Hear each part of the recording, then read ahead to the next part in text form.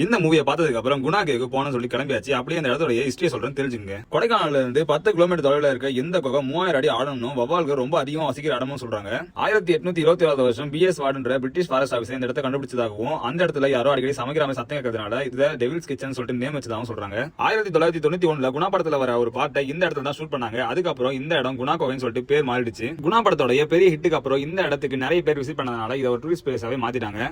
அதுக்கப்புறம் என்ன கேரளால இருந்து மஞ்சுமல் பாய்ஸ் கேங்கா இந்த இடத்துக்கு 2006 போனதாகவும் அந்த படத்துல விழுந்த அவங்களோட ஃப்ரெண்ட உயிரையும் பொருட்படுத்தாம அவங்க ஃப்ரெண்டை இறங்கி காப்பாற்றினதாகவும் சொல்றாங்க. இருந்தாலும் 2016 போலீஸ் ரெக்கார்ட் படி இந்த இடத்துல 17 பேர் மாயமாயிருக்காங்க. தொடர் உயிரிழப்புகளால 2000 இருந்து 2016 வரைக்கும் மூடப்பட்டிருந்த இந்த குகை 2016 அப்புறம் படத்துல காமிக்கிற அந்த ஒரு உண்மையான குகையை மட்டும் க்ளோஸ் பண்ணிட்டு மக்கள் போறதுக்கு திரும்பவும் ஓபன் பண்ணிட்டாங்க. இப்போ ரெய்னி சீசன் அப்போ நிறைய மிஸ்ட் இருக்கிறதுனால இந்த குணா குகையை எப்பயாச்சும் மூடி வச்சிருவாங்க. மஞ்சுமல் பாய்ஸ் படத்துல வர மாதிரி உங்க ஃப்ரெண்ட்ஸ் யாராச்சும் இப்படி விழுந்திருந்தா நீங்க என்ன பண்ணிருப்பீங்கன்னு சொல்லிட்டு கமெண்ட் பாக்ஸ்ல மறக்காம போட்டு போங்க.